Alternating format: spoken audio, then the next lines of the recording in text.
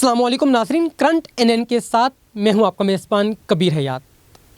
नाज़रीन, जैसा कि आप जानते हैं, हर सेशन में एक नए मेहमान के साथ एक मुनफरिद मौजू लिए आपकी खिदमत में हाज़िर होते हैं। आज जिस मौजू पर हम बात करेंगे वो बहुत अहमियत का हामिल है कि हमारे यहाँ पे ऑटिज़म का मर्ज़ बढ़ता चला जा रहा है। बहुत से बच्चों को हम देखते हैं जो लेट बोलना जो है वो स्टार्ट करते हैं, और बहुत से हम बच्चे देखते हैं जो स्टूडेंट लाइफ के अंदर कहीं ना कहीं पे कॉन्फिडेंस की वजह से या बहुत से इश्यूज़ की वजह से अपनी स्पीकिंग स्किल्स को इम्प्रूव नहीं कर पाते हैं, और फिर कैरियर ग्रोथ के अंदर ये तमाम तर चीज़ें बहुत ज़्यादा मैटर करती हैं। तो आज इन तमाम तर चीज़ों के हवाले से मुदल्लल अंदाज़ में हम जानने की कोशिश करेंगे कि जो बच्चे लेट बोलते हैं इसकी वजूहात क्या हैं, और ऐसे बच्चों के साथ पेरेंट्स का ट्रीटमेंट कैसा होना चाहिए, पेरेंट्स का अंदाज़ कैसा होना चाहिए। और हमारे सोसाइटी के अंदर एक अलमिया है कि ऐसे बच्चों को हम उनका मजाक उड़ाते हैं और उनको बहुत ज़्यादा प्रॉब्लम्स की तरफ ले जाते हैं, और वो ख़ुद को सही भी फिर नहीं करना चाहते क्योंकि वो इस चीज़ को एक्सेप्ट कर लेते हैं। इस मौजू के हवाले से आज हम बात करेंगे। हमारे दरमियान मौजूद हैं, आप किसी तरफ की मोहताज नहीं, डिफरेंट प्लेटफॉर्म्स पे आपको हम देखते हैं बहुत मुदल्लल और जामे अंदाज में आप गुफ्तगू करती नज़र आती हैं। डॉक्टर फ़तिहा, मैं इंतहाई मशकूर हूँ, आपने हमें कीमती वक्त दिया। Thank you so much for inviting me. Most welcome. आगाज़ में यहीं से करूँगा। हमारे माशरे के अंदर ऑटिज़म का मर्ज़ जो है वो बढ़ता चला जा रहा है। आप क्या समझती हैं कि इसकी वजूहात क्या है? अगर ऑटिज्म पे बात करूँ तो ऑटिज्म की जो है वो मुख्तलिफ वजह है। सबसे पहले तो आ जाता है कि कम्युनिकेशन स्किल्स, इन बच्चों में कम्युनिकेशन स्किल्स नहीं होती, सोशल स्किल्स नहीं होती, और ये जेनेटिक्स भी हो सकता है। और आजकल जो इसकी बड़ी वजह है उसमें दो टाइप्स आ जाती हैं, वर्चुअल ऑटिज्म और दूसरा जो है वो सिंपल ऑटिज्म। वर्चुअल ऑटिज्म जो है, अगर जो बच्चे बहुत ज्यादा मोबाइल फोन यूज करते हैं उनमें वर्चुअल ऑटिज्म आ जाता है कि मोबाइल फोन के हद से ज्यादा इस्तेमाल की वजह से बच्चों की कम्युनिकेशन स्किल्स जो है वो डेवलप नहीं हो पाती। पहले ये हुआ करता था कि जो मदर्स हैं वो बच्चों को बोलने के लिए गाइड किया करती थी, उनको बड़े अच्छे अंदाज में उनकी तरबियत किया करती थी। आजकल जो मदर्स हैं वो बच्चों के हाथों में मोबाइल थमा देती हैं, और अब वो माइंडसेट नहीं रहा जिस अंदाज में पहले तमाम तर चीज़ें थी। तो ये जो बच्चे लेट बोलने का आगाज़ करते हैं, इसकी वजूहात क्या हैं? अगर बच्चों के डिले स्पीच पे बात करें तो लेट बोलने में आ जाता है कि जैसे आपने मदर की बात की, अगर मदर और फादर दोनों वर्किंग है तब भी बच्चों में कम्युनिकेशन गैप आ जाता है। फिर हमारा फैमिली सिस्टम, पहले फैमिली सिस्टम जो था वो ज्वाइंट फैमिली सिस्टम था। बच्चों के साथ बात करने वाले काफी लोग थे, दादा दादी वगैरह सब करते थे। अब बच्चों के साथ बात करने वाला कोई भी नहीं होता। बच्चों ने क्या करना है, बच्चा जो सिर्फ और सिर्फ मोबाइल फोन देख रहा है। बच्चा जो है वो स्टिल 2 से 3 घंटे अगर मोबाइल फोन देख रहा है तो वो कुछ कैसे बोलेगा? वो सिर्फ देख रहा है, अपने आप को एक्सप्रेस नहीं कर पा रहा। इसीलिए बच्चों को एक्सप्रेस करने के लिए उनसे बातचीत, कम्युनिकेट करना जरूरी है। मोबाइल फोन के हद से ज्यादा इस्तेमाल की वजह से बच्चे डिले स्पीच में जा रहे हैं, और ये बड़ा एक क्रूशियल चीज़ है कि हमारे माशरे के अंदर ये तमाम तर चीज़ें बहुत ज़्यादा पेनिट्रेट हो चुकी हुई हैं, बहुत ज़्यादा हो गई है। बिल्कुल ऐसे ही। क्योंकि वालिदैन को अगर कहा जाए कि बच्चों को आप मोबाइल फोन ना दें तो वो यही कहते हैं कि अगर बच्चों को मोबाइल फोन ना दिया जाए तो बच्चे क्या करें, बच्चों के पास कोई और एक्टिविटी नहीं है। हम बच्चों को मोबाइल फोन इसलिए देते हैं कि हमारे बच्चे इंग्लिश में बात करें। बच्चे सिर्फ पोइम्स देखते हैं, ये पोइम्स ही नहीं दिखानी। बच्चों को खाने के टाइम्स देते हैं, बच्चों को खाने के टाइम ही तो नहीं देना कि सिर्फ उनकी जिंदगी जो है वो मोबाइल फोन पे डिपेंड है, उनके पास कोई और एक्टिविटी ही नहीं रही। आजकल के बच्चे क्या है, मैं बोर हो रहा हूँ, बच्चे भी कोई बोर होते हैं, बच्चा को तो डोपामिन बहुत हाई रहता है, इसीलिए मोबाइल फोन की वजह से बच्चों में बिहेवियर इश्यूज हैं। बहुत ज़बरदस्त बात की आपने फ़तिहा। मजीद में जानना चाहूँगा, अगर हम एजुकेशन की बात करें, किड्स एजुकेशन जो एक नया मॉड्यूल मार्केट के अंदर आया है, उसमें अंदर विजुअल्स के थ्रू बच्चों को जो है वो गाइड किया जा रहा होता है, उनको एजुकेट किया जा रहा होता है। बहुत सी विजुअल जो है इस तरह की एक्टिविटीज़ उनको करवाई जा रही होती हैं। और फर्दर हमने ये भी देखा कि जो फिजिकल एक्टिविटीज़ हुआ करती थी आज से 10 साल के पहले बच्चों के अंदर, वो अब उनको बिल्कुल ख़त्म कर दी गई है। स्कूल जो है वो इतना ऐसे एरिया में बनाया जाता है जहाँ पे बिल्कुल भी कोई ग्राउंड्स वगैरह नहीं होते हैं, तो वो बच्चे सिर्फ गेम या तो कार्टून देख रहे हैं या तो वो कोई ऐसी स्पेसिफिक चीज़ देख रहे हैं, कोई चीज़ जो विजुअल्स के अंदर उनको दिखाई जा रही है, और वही उनकी जो है तमाम तर स्टडीज़ हैं। आप क्या समझते हैं ये जो एक एक्टिविटी है इसने कितना नुकसान पहुंचाया उन किड्स को जो बहुत बिलो एज के अंदर इन तमाम तर चीज़ों के अंदर हम देख रहे होते हैं? और हैरानी वाली बात यह है कि पेरेंट्स को जब बताया जाता है फलां स्कूल में ये एक्टिविटीज़ हैं तो वो वहाँ पे ज़्यादा एडमिशन्स करवा रहे होते हैं। तो क्या कहेंगे आप? अगर फिजिकल एक्टिविटी की बात बताऊं तो फिजिकल एक्टिविटी बच्चे के लिए बहुत जरूरी है। फिजिकल एक्टिविटी आजकल बिल्कुल खत्म कर दी है। पेरेंट्स का भी यही होता है कि बच्चा अब स्कूल से आ गया तो अब वो पढ़ ले, अब पढ़ लिया तो कुछ और काम कर ले, कंप्यूटर पे गेम्स खेले, लेकिन फिजिकल एक्टिविटी को माइनस कर दिया। वालिदैन को यही लगता है कि अगर बच्चा खेलेगा तो वो फेल हो जाएगा, उसका A+ ग्रेड नहीं आएगा, और ये सरासर गलत बात है। अगर आपका बच्चा फिजिकली तौर पे एक्टिव नहीं रहेगा तो उसने मेंटली तौर पे कहाँ रहना है? उसे थोड़े तो फिजिकली तौर पे तो एक्टिव रहने दें। उनका यही होता है कि अगर बच्चा खेल कूद में जाएगा तो पढ़ाई में पीछे हो जाएगा। अगर बात करूं इनएक्टिविटी पे, तो मोबाइल फोन और वीडियो गेम के जरिए ही बच्चों को लर्निंग दी जा रही है, लेकिन उस लर्निंग की भी 2 टाइप्स हो कि अगर बच्चा टीवी देख रहा है तो आप भी उसके साथ कम्युनिकेट करें। ये नहीं कि वो 2 घंटे कंटिन्यूसली टीवी देख रहा है, आप भी उससे पूछें कि बेटा आप क्या देख रहे हो, ये क्या है, आपने क्या देखा, क्या समझा, ताकि जब वो देखे तो आपके साथ कम्युनिकेट कर सके। डिले स्पीच की वजह से बच्चे के ज़हन के ऊपर क्या असरात मुरतब हो रहे होते हैं? डिले स्पीच में बच्चे को सबसे पहले एक्सेप्टेंस की बात आती है। वालिदैन जो है वो इस चीज को एक्सेप्ट नहीं करते कि हमारे बच्चे को कुछ है, और वो ट्रीटमेंट के लिए नहीं जाते। अगर आप ट्रीटमेंट के लिए नहीं जाते, वो इंतजार करते हैं कि ये बच्चा जो है 4 साल का हो जाएगा, ये बोलने लग जाएगा, इसके वालिदैन, इसके चाचू जो थे वो भी लेट बोले थे, इसका मामू भी लेट बोले थे, और ये भी लेट बोलेगा। आजकल ऐसा बिल्कुल नहीं है। अगर आपका बच्चा 2 साल का है और वो सिंगल वर्ड भी नहीं बोलता तो उसको थेरेपी की जरूरत है। अगर वो 2 साल से ज्यादा हो गया फिर तो उसको डेफिनेटली है। इसीलिए 2 साल तक अगर बच्चे में वो तमाम सिम्टम्स डेवलप हो रहे हैं तो अर्ली इंटरवेंशन इज बेस्ट। फतिया, आपकी प्रेजेंस से यहाँ फायदा उठाते हुए ऑडियंस के लिए क्वेश्चन है कि बहुत सी मदर्स जो हैं वो ये जानना चाहती हैं कि मदर्स बच्चों को 2 इयर्स के बाद कौन सी ऐसी थेरेपीज करवा सकते हैं घर के अंदर, या कौन सी ऐसी एक्टिविटीज हैं फेशियल मसल्स के हवाले से जिससे वो बोलने की तरफ आ सकें? सबसे पहले अगर बोलने की बात करें तो बोलने का मसला स्पीच का बहुत बाद में आता है। आजकल बच्चों के बिहेवियर इश्यूज बहुत ज्यादा है। मैं भी मदर को यही गाइड करती हूँ कि बच्चों के बिहेवियर इश्यूज को आपने ओवरकम करना है। आपका बच्चा जिद कर रहा है, चिड़चिड़ापन कर रहा है, चीजों को फेंक रहा है, टैंडम शो कर रहा है, हमने पहले इस चीज को कवर करना है। अगर उसके बिहेवियर इश्यूज खत्म हो जाएंगे देन बारी उसके स्पीच की आती है। स्पीच बाद का फैक्टर है, पहले उसके बिहेवियर इश्यूज को खत्म करते हैं। अब मदर और पेरेंट्स का ये होता है कि बस बच्चा बोलना शुरू करते हैं, इस तरह नहीं होता। इन सब सिनेरियो में मदर को अपनी भी मेंटल हेल्थ का ख्याल रखना है। अगर मदर जो है वो खुद चिड़चिड़ापन में है, खुद वो डिप्रेशन में है, खुद वो बच्चों पर गुस्सा कर रही है, तो बच्चे भी यही चीज करेंगे। फॉर एग्जाम्पल आपको एग्जाम्पल देती हूँ, आप बच्चे से सारा दिन इंग्लिश में बात कर रहे हैं, लेकिन आपने अपनी मेट पे जो है वो शाउट किया, उसके साथ पंजाबी में बात कर रहे हैं, तो बच्चा आपका वो बिहेवियर ऑब्जर्व करेगा, उस चीज को पिक करेगा। इसीलिए आप जैसा खुद बच्चों को बनाना चाह रहे हैं ना, वैसा बच्चे के साथ एक्ट करें।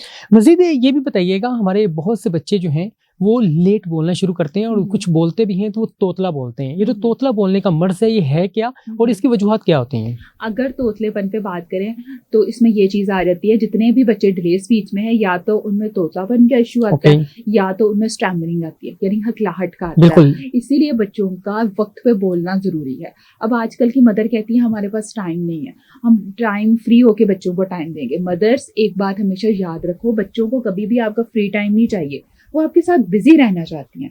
अगर आप घर पे बिजी हैं तो बच्चों को वहां पे बिजी रखें। अगर आप शॉपिंग पे जा रहे हैं तो बच्चों को वहां पे लेके जाएं।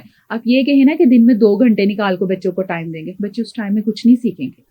बच्चे आपका फ्री टाइम नहीं मांग रहे, वो आपके साथ बिजी रहेंगे।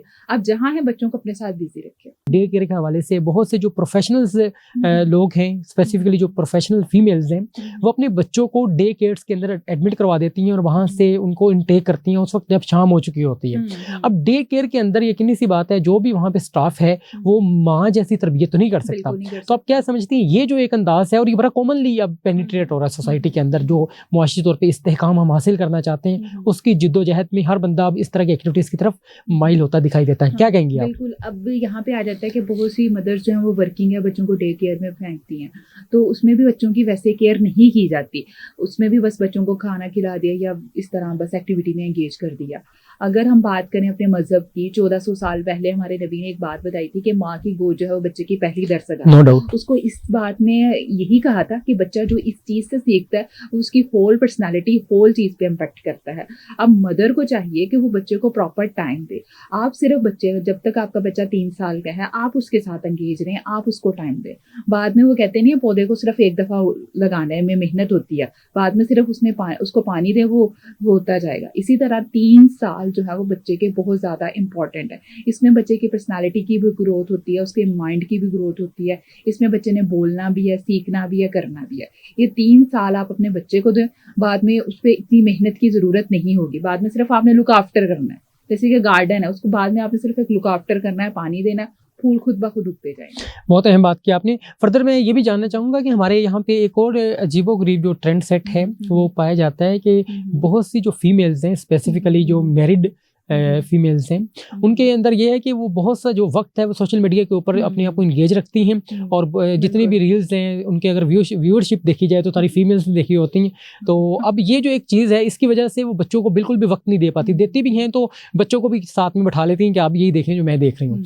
तो ये जो एक चीज़ है कि मतलब स्पीकिंग बिल्कुल ख़त्म हो जाती है और बस यही है कि लिसनिंग है वहाँ से जो बच्चा कर रहा है और मे बी वो ऐसी लिसनिंग है जो शायद करनी भी नहीं चाहिए। तो क्या कहेंगे इस सवाल? अगर इसमें लिसनिंग की बात करें तो बच्चा जो है वो उसी जुबान में बोलता है, कार्टून्स की जुबान, उसको रियलिटी का नहीं पता होता। बच्चे क्लिनिक पे आते हैं, उनको नहीं पता कि टेबल कौन सी है, चेयर कौन सी है, डोर कौन सा, उनको नहीं कुछ भी पता।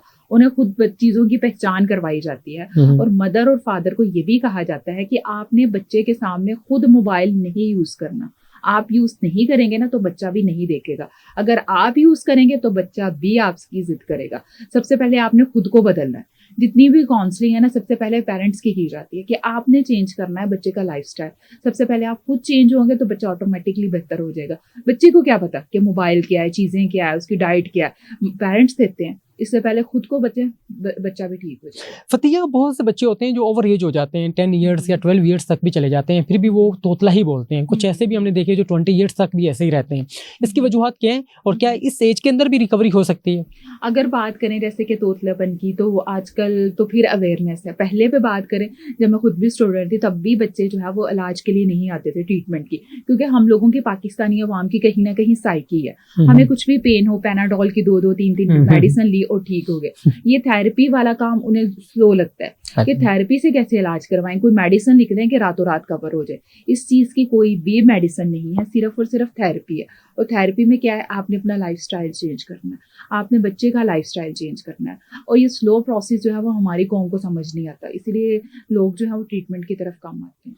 फतिया, कुछ थेरेपीज अगर आप इस प्लेटफॉर्म से गाइड कर सकें ताकि कुछ लोग जिनको माइनर लेवल की इस तरह की चीज़ें हैं वो आपकी इस एक्टिविटी को देखते हुए यकीनन उसको फॉलो करेंगे तो रिजल्ट बेहतर आ सकते हैं। अगर मैं थेरेपी की बात बताऊं तो ये एक थेरेपी कभी भी दूसरे पेशेंट पे अप्लाई नहीं कर सकते। ये वेरी करती हैं क्योंकि ये कोई इस तरह नहीं है कि इसको 101 टेम्परेचर है तो सेम मेडिसिन दोनों पे आ जाएगी। ये चेंज है, हर बच्चे का, हर पर्सन का जो है वो पिकिंग पॉइंट डिफरेंट होता है। आफ्टर हिस्ट्री, आफ्टर उसका लेवल जो है माइल्ड है, मॉडरेट है, सीवियर है, किस लेवल के, उसके अकॉर्डिंग थेरेपी दी जाती है। उसके बाद देखा जाता है कि थेरेपी के बाद किस तरह का रिस्पॉन्स करता है और थेरेपी को हमने कैसे चेंज करना है। ये सेम थेरेपी नहीं होती कि एक ही चीज पर, एक ही पर्सन पे आप सेम थेरेपी कर लें। क्या पता उसको कोई न्यूरो का भी डिसऑर्डर हो जिसकी वजह से वो तोतला बोल रहा है, उसकी हेयरिंग का भी हो। अगर बच्चा सुन नहीं सकता तो वो बोलेगा कैसे? इसलिए सबसे पहले उसकी हेयरिंग भी चेक करवाई जाती है, उसकी प्रॉपर असेसमेंट करवाई जाती है, उसके वोकल कॉर्ड्स में इशू ना हो, मेडिकल को इशू हो तो मेडिसिन भी देनी पड़ती है। इसीलिए थेरेपी कभी भी सेम नहीं होती। बड़ी ज़बरदस्त बात की आपने कि थेरेपिस्ट जो हैं वो सेम नहीं है, कस्टमर टू कस्टमर ये वेरी करती हैं। और हमारे माशरे के अंदर एक मसला ये है कि हम आइडेंटिफाई नहीं कर पाते प्रॉब्लम को। अगर आइडेंटिफाई कर भी लें तो हम उसको प्रॉब्लम समझते ही नहीं हैं। जब तक हम प्रॉब्लम समझते हैं तब तक वक्त जो है वो गुजर चुका होता है। इस हवाले से क्या कहेंगे आप? बिल्कुल, हमारे अंदर एक्सेप्टेंस नहीं है, हम मेंटल हेल्थ इश्यूज को कुछ समझते नहीं है। हम कहते हैं कि अब आपको थोड़ा सा भी बुखार है, गले में दर्द है, फौरन मेडिसिन लेने के लिए जाते हैं। तो हम क्यों मेंटल हेल्थ इश्यूज को इग्नोर करते हैं? क्यों कहते हैं कि 1 साल वेट कर लो, 2 साल वेट कर लो। जितनी जल्दी आप वेट करते हैं उतना मुश्किल हो जाता है। और मैं तमाम वालिदैन से यही कहूंगी कि अगर आप बच्चे को 5 मिनट या 10 मिनट के लिए भी मोबाइल फोन देते हैं तो आपको अगले 3 साल बच्चे को थेरेपी सेंटर भेजना पड़ेगा। अगर उसमें स्पीच के इश्यूज नहीं है तो उसमें बिहेवियर इश्यूज लाजमी होंगे।